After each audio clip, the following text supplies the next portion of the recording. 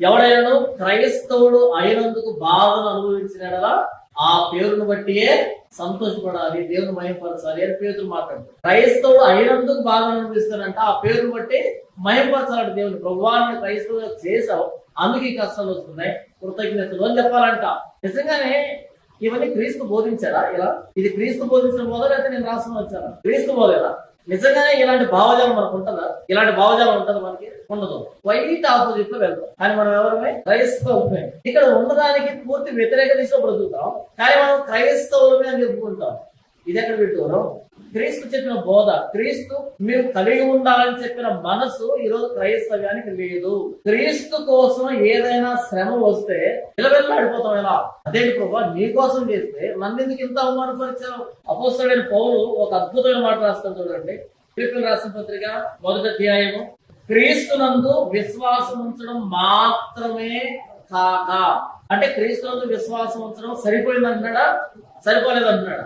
సరిపోలేదంట. క్రీస్తు నమ్ముకున్నామండి, సరిపోలేదంట. కాక ఇంకేం కావాలంట? ఆయన పక్షమున శ్రమ పడుటయు ఆయన పక్షమున మీకు అనుగ్రహింపబడిన. అనుగ్రహం అంటే శాపమా దీవెన? దీవెన. ఇంతకు ఏం అనుగ్రహించబడిందంట? ఎవరైతే క్రీస్తు నమ్ముకున్నారో వారికి ఏం అనుగ్రహించబడిందంట? ఆయన కోసం శ్రమ పడడం అనుగ్రహించబడిందంట. ఇది కంప్లీట్ బ్లెస్సింగ్ అనమాట. ఏది? నేను విశ్వాసం ఉంచాను ఆయనలో, ఆయన కోసం శ్రమను కూడా అనుభవిస్తున్నాను, కంప్లీట్ అయిపోయింది. మీరైతే కంప్లీట్ బ్లెస్సింగ్ లో ఉన్నారా, లేకపోతే హాఫ్ బ్లెస్సింగ్ లో ఉన్నారా? నేనైతే కంప్లీట్ బ్లెస్సింగ్ లోనే ఉంటాను. మీరు అది ఒక బ్లెస్సింగ్ ఉందని కూడా తెలియదు మీకు. వేసుకొని నమ్ముకున్నాం, మనకి ఎందుకంటే మన పని మనం చేసుకుందాం అంతే. ఆ చర్చ్, ఇల్లు, పని, ట్రయాంగిల్, ఈ మూడింటి మధ్యలో తిరుగుతుంటారు. జీవితం అంతా ఆ మూడింటి మధ్యలో అయిపోతుంటారు. చర్చ్ ఆదివారం, మిగిలిన రోజులు పని, ఇల్లు, ట్రయాంగిల్ లో తిరుగుతుంటాం. ఆయన విశ్వాసం ఉంచడం మాత్రమే కాదు, ఆయన పక్షాన శ్రమ అనుభవించడం కూడా ఆయన మనకు అనుగ్రహం ఇచ్చాడంట. బ్లెస్సింగ్ అంటారు.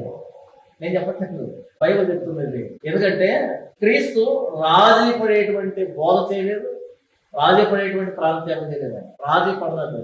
రాజీ పడేవాడికి కష్టాలు వస్తాయా? రాజీ పడనోడికి కష్టాలు వస్తాయా? ఒక విషయంలో రాజీ పడ్డాడు అనుకో, కష్టాలు వస్తాయా? రాజీ పడకపోతే వస్తాయా? రాజీ పడకపోతే కష్టాలు వస్తాయి, అంతే. రాజీ పడ్డాం అనుకో కష్టాలు రావు. లోకంలో సామెత ఉంది, నోరు మంచిదంటే ఊరు మంచిదంట. ఇంతకు ఏంటి ఆ మంచిదంటే? వాడికి వీడికి అక్కడ ఇక్కడ దగ్గర, అంతేనా దాని అర్థం? ఎవరికి ఏమాట చెప్పాలో ఆ మాట. ఎవరిని ఏమనకూడదు, ఎవరేం చేసినా కరెక్టే. కాబట్టి అందరికీ మంచిగా ఉంటాం. క్రీస్తు నేర్పించదు. ఏం చెప్పానో దాన్ని చెప్పు, ఎలా ఉండమన్నానో అలాగే ఉంది. రాజీ పడద్దు అని. రాజీ పడకపోతే ఏమొస్తాయి? కష్టాలు వస్తాయా? సుఖాలు వస్తాయా? కష్టాలు వస్తాయా?